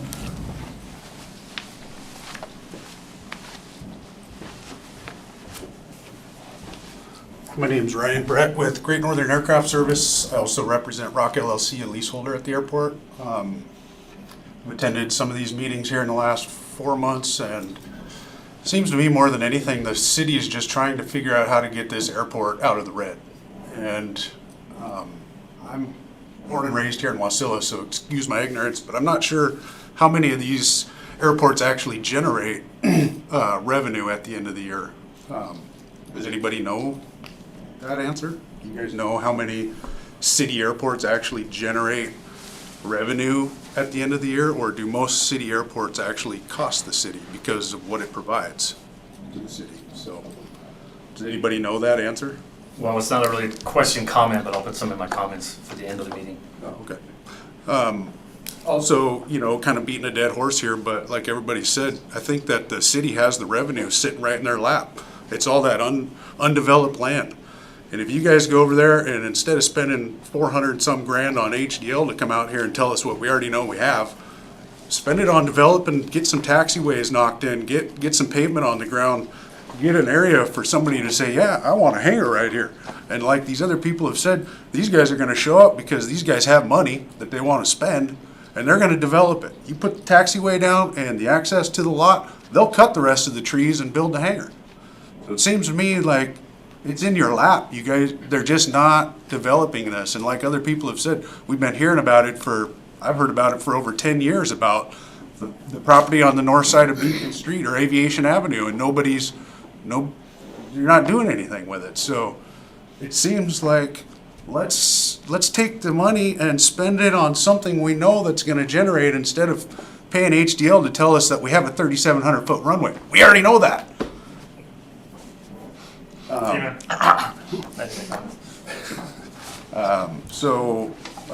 I guess that's the main thing I wanted to say is, you know, I think the city has the answer laying there. It's just getting after it. And also to answer about security, I think that we have the personnel there. It just maybe, you know, having a maintenance guy in the morning checking the function of the gate, and having the police in the evenings monitoring the facility, make sure the gates are closed. Doesn't necessarily mean we need to pay somebody 160 grand to tell us the gates are closed. So anyways, that's all I got. Can I get your first name again? Ryan. Ryan. Anybody else before I close down public comments? Oh, One more. did you already talk? Yeah. Uh-huh. Give him 30 seconds. I got 30 seconds. That's all I need. Tyler Cook. I can't. To echo what I said before and what Brian brought up, you guys have 964,439 developed square feet. According to your master plan, you have 3 million square feet that are not developed. 3 million compared to 964. Doesn't take too much of a brain surgeon to figure out where your revenue is sitting. It's not raising rates, it's developing land. Thank you.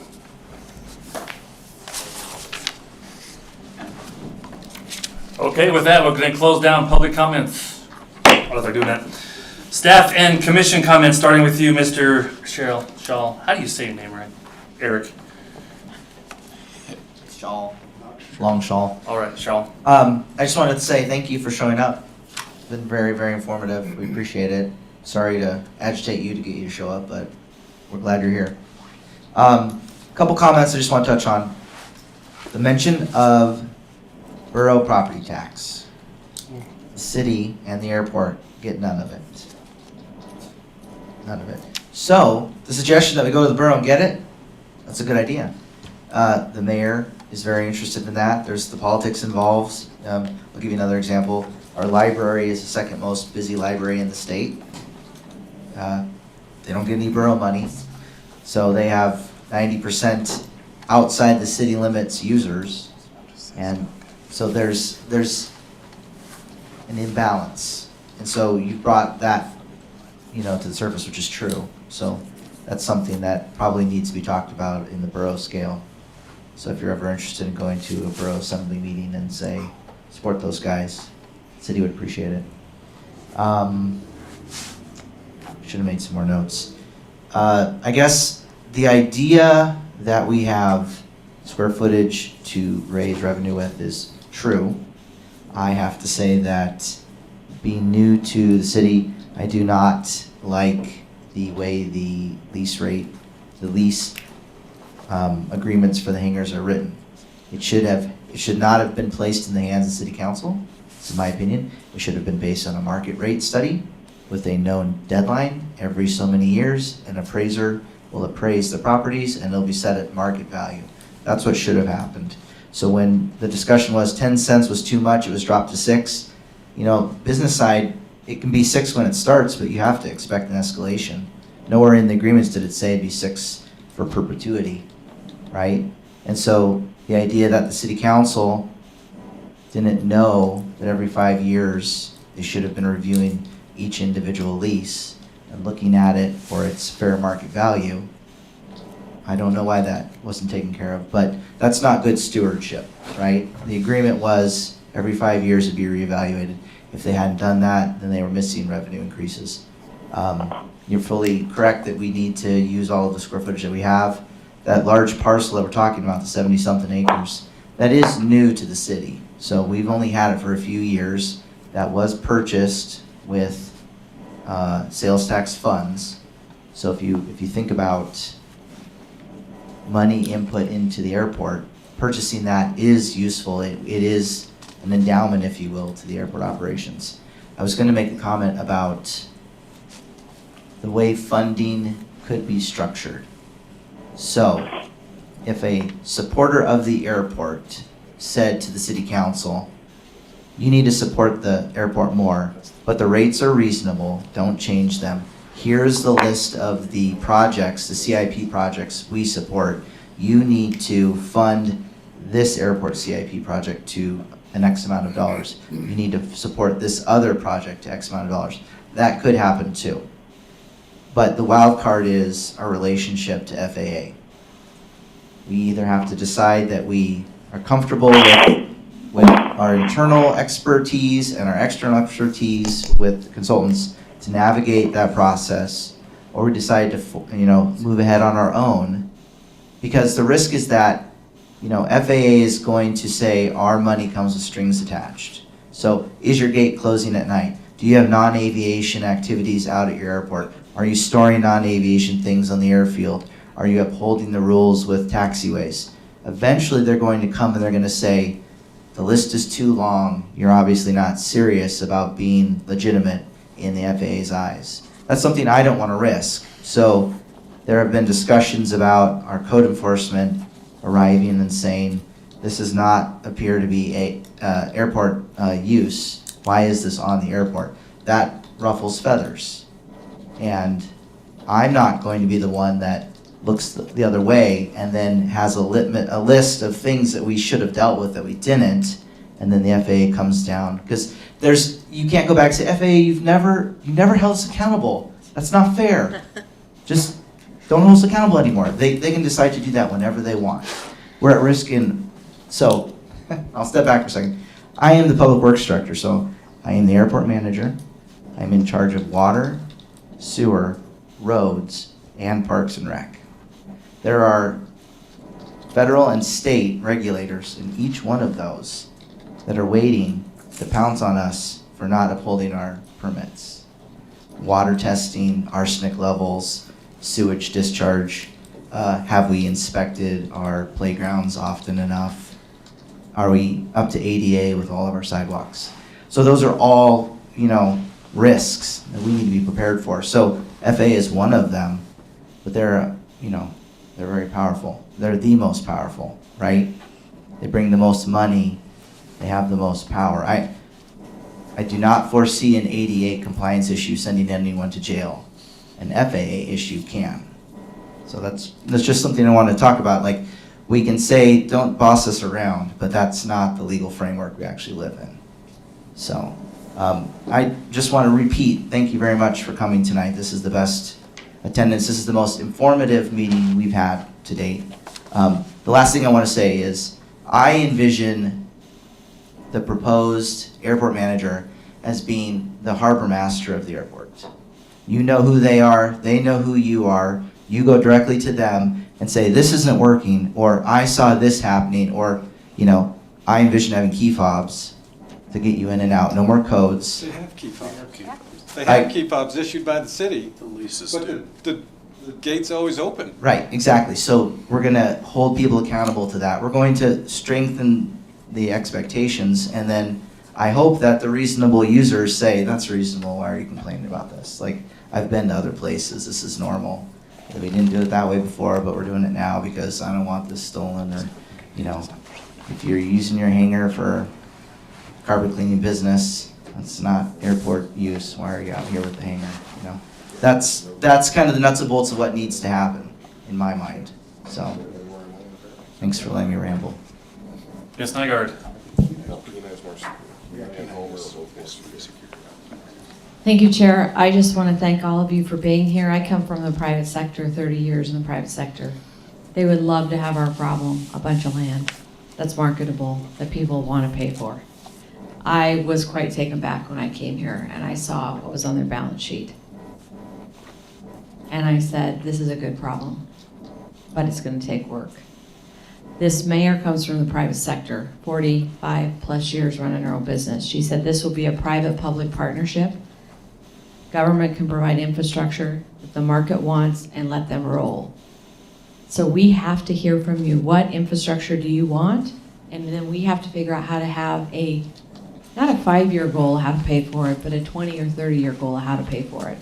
What do we do if FAA doesn't pay for it? What's our backup plan? What's a backup plan when a big account doesn't renew? I mean, these are all things real businesses deal with. So on behalf of the mayor and myself, we are driving a totally different ship. It's uncomfortable, and I get that. But we are in a place every other city in this state would want to be. Palmer doesn't have land. They got a golf course and a cemetery, a town and a river.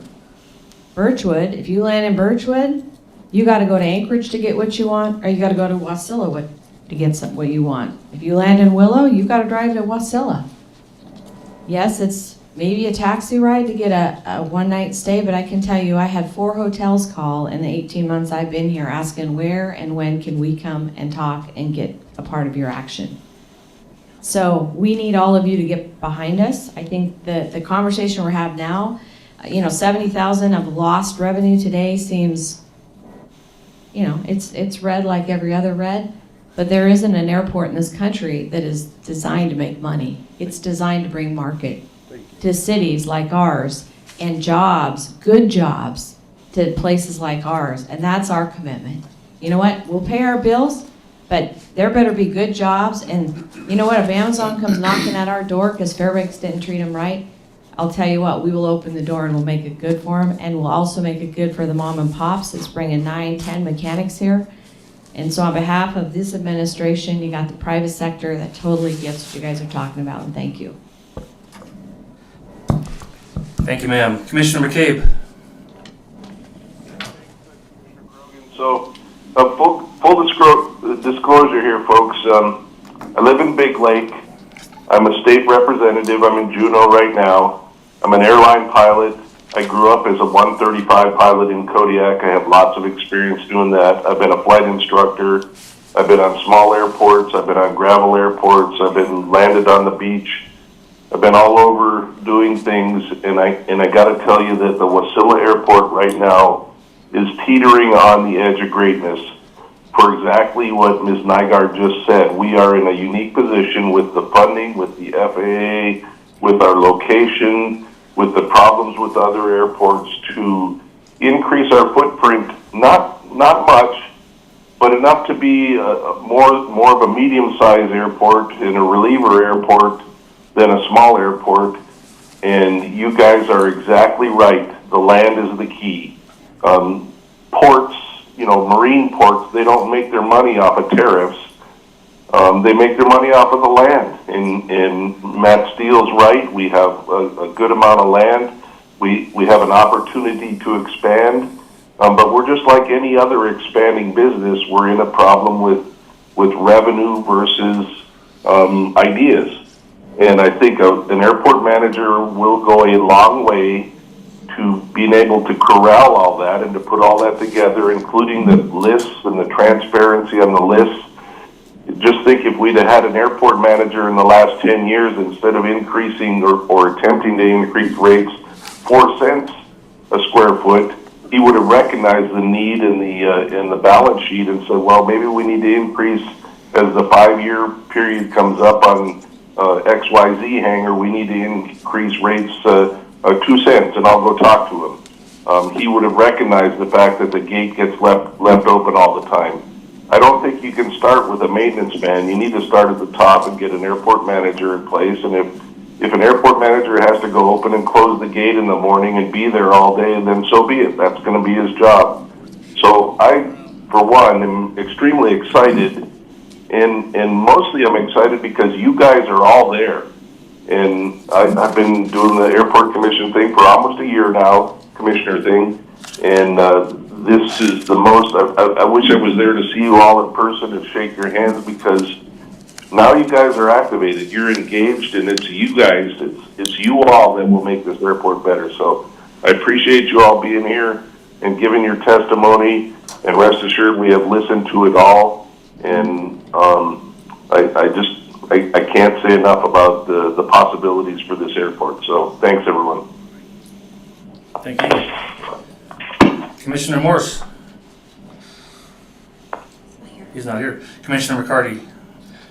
Yeah, I definitely appreciate everything you guys have said. It seems like the big agreement is land. We have to get more lease lots and just kind of develop the airport so there's more opportunity to bring more stakeholders to the airport.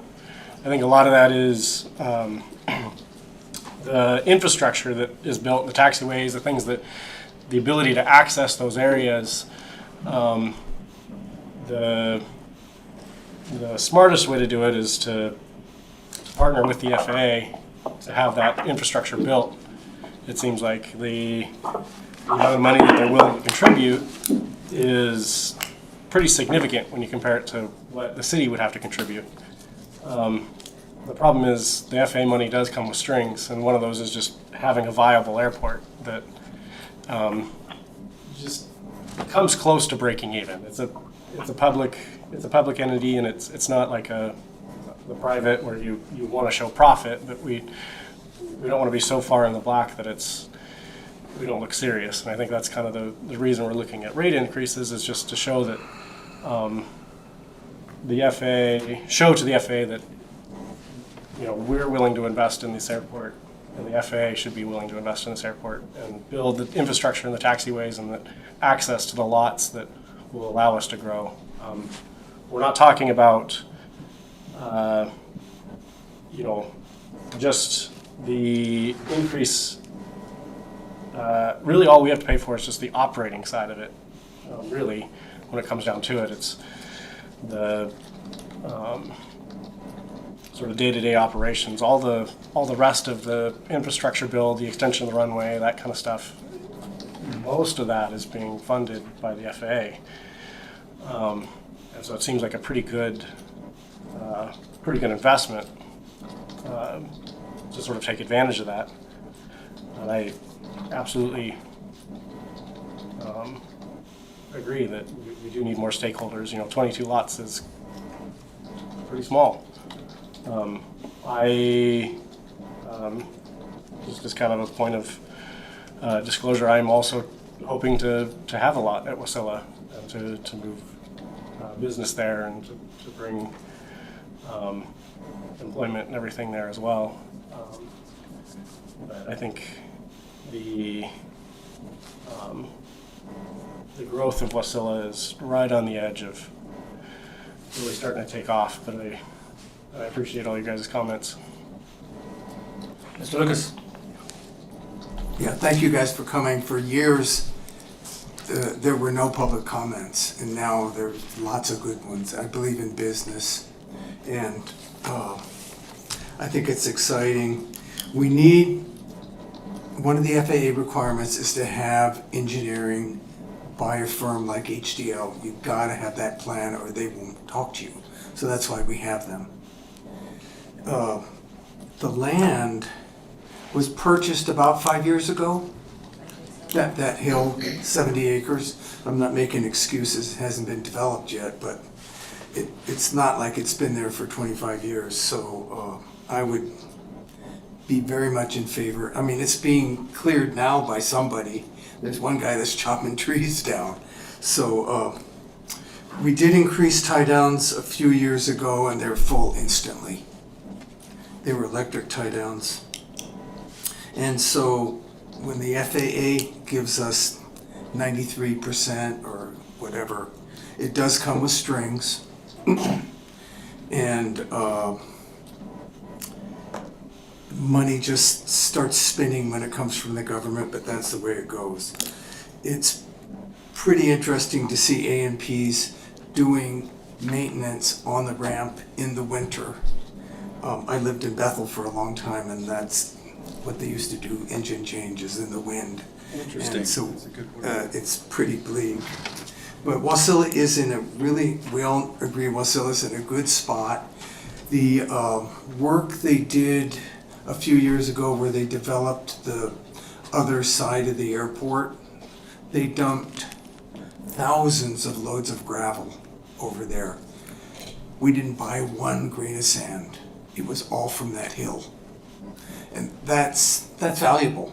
I mean, we got the dirt, and we still got a mountain there. So I agree, and I'm all for development. I'm kind of frustrated and embarrassed we haven't done it yet, but thank you for helping us get the ball rolling. And yeah, it's good to see many heads here and comments. Thanks. Can I make one more comment? Yes. So, I've heard it repeated a couple times, and it's very important that we fix this. Communication with the users is not good right now. So, all of the condo owners not being contacted, that's because we don't have a system to communicate with you. We have a financial relationship where you receive your bill, we expect you to pay it. But right now, I have to take this huge long list of emails and hope that I have you. So Crystal and I are setting up a more organized communication. We're going to be using a program called Constant Contact. I'm going to break you into groups. So like your hangar neighbors, you and your hangar neighbors will be in a group so that, because one of the complaints we get is, why isn't my taxiway being plowed yet? Well, our policy is when everyone has pushed their snow into your taxiway, then you get plowed. If 4 of you have done it and the 5th one hasn't, that's hanging it up. I want you to communicate with your neighbors, so you say, we're ready by 9, come get us, and you see that service that you want. I want to be efficient. I also want to be able to communicate with you with storms and other events. You know, that wind event that we had this year and a year ago, people putting trucks out in front of their airplanes. I want you to be able to communicate as neighbors so that we can respond to those events that are affecting all of us. And so that improved communication is high on my priority list. The next expansion project is going to be the remaining hill that we discussed about. It's going to reduce the wind protection. That will not be done until July of '24. The permitting takes forever. The environmental permitting is just, it's a hassle, especially with airports, but anything that has any sort of federal nexus, airports, wetlands, all of that, it takes forever. So the goal is to break ground this winter before, what we want is a contractor on site working through the winter so that their equipment is on site so they don't have to worry about breakup when the roads are closed for heavy loads. They're out there working, and then we pave as soon as we can in the summer of '24. We have some things that we have to do with the big parcel. We have to prepare that planning-wise before we can get in there and subdivide it. It is part of the master plan, which means we have to cross the T's and dot the I's with the FAA, because what we can do is get the FAA to help us punch the taxiway in there. We get all that material, and that's free to us, and we can expand the rest of our facilities with that. And we basically double the value of our money because we get the access that we need on the backs of the FAA, and then we can make those newly subdivided lots available for people. So thank you for letting me follow up with that. No, thank you. And again, I just want to thank these two over here because they have been working hard to get this stuff going. We've got a great chart where we're doing. So you guys don't see it, but I know Ms. Nygaard and Mr. Schell's doing a lot of work out there trying to get the ball rolling. One of the best comments I heard tonight was, we've had a master plan for 25 years as nothing's happened. Any business owners have a business that they don't manage the business? You've got to have an airport manager. I can't scream that hard enough. The FAA just convinced Governor Dunleavy to cut $14.1 million. It was in the budget.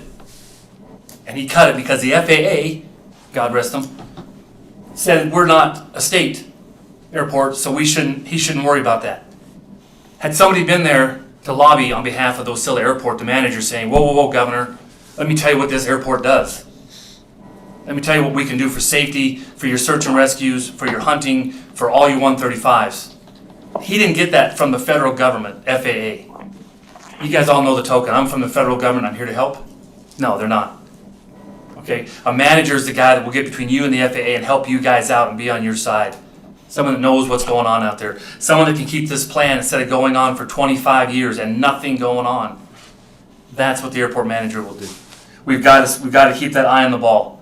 The airport people said we have the personnel for it. Sorry, folks.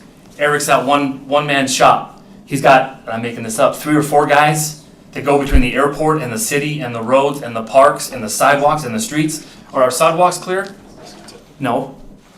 Our runways are clear, our taxiways clear because they took time away from sidewalks. We're not a small town anymore, folks. Someone said it, we're the second largest in the state, and we're acting like a little hillbilly second town. We're not that anymore. We have got to have managers on board who can take this kind of stuff. An airport manager is a guy that walks by after the fuel's been stolen and says, hey, your gas cap's off. It's not the fuel it's going to cost you, it's when that rainwater gets in your tank. Stuff like that's what a manager's going to do. And that's why we have to have the manager to manage it. None of you guys would dare open a business and not manage it. I can't see that. So the code enforcement, I hope all you guys know, all you guys come out here, I have not seen one of you, I'm not yelling at you, pardon my terrible voice. It's a rule. When you guys go out the gate, you're supposed to park your butt in the gate until it comes closed and no one else can get in. It's always open. It's always open. Yeah. That will kill security. And they won't pass anything. Sir. I was told the gate had to stay open because it was public. It does not.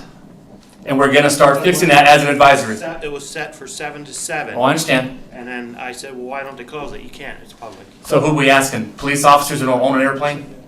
City managers who don't have an airplane? No disrespect to anybody like that. We need somebody out there who walks the walk and talks the talk and is there to fight for the aircraft. Well, who opens the gate every morning? It's automatic. It's on a timer, yep.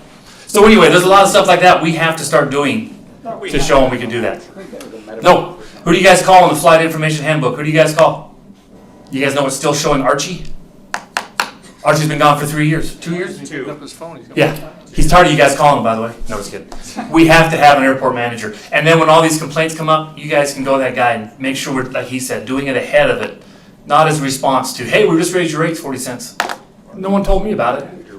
So I said I thought we had a manager. No. He Nope. wasn't even a manager, was he? No, he was Eric's job. That's what everybody was told. Everybody was Yeah, told he just was- put the fire hose in, open their nozzle, and let him swallow, because that's what he's doing the whole time. Yeah, we're just too big for that now, folks. We've got to start being big boys and girls and manage this properly. So I'm pushing hard for that, code enforcement, working it. But again, guys, I want you to know, this is the most we've had for feedback. Some really great comments, really good stuff that we need to hear and we need to know about so we can go adjust it and make it work for us as a city. So I do appreciate that. With no further business, do I have a adjourning motion? Move to adjourn. Second. Moved and seconded, all in favor? Aye. Opposed? All right, God bless you guys. Have a great evening. Everyone, thank you so much.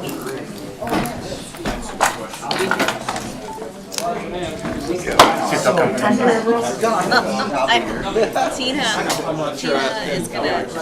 Yeah.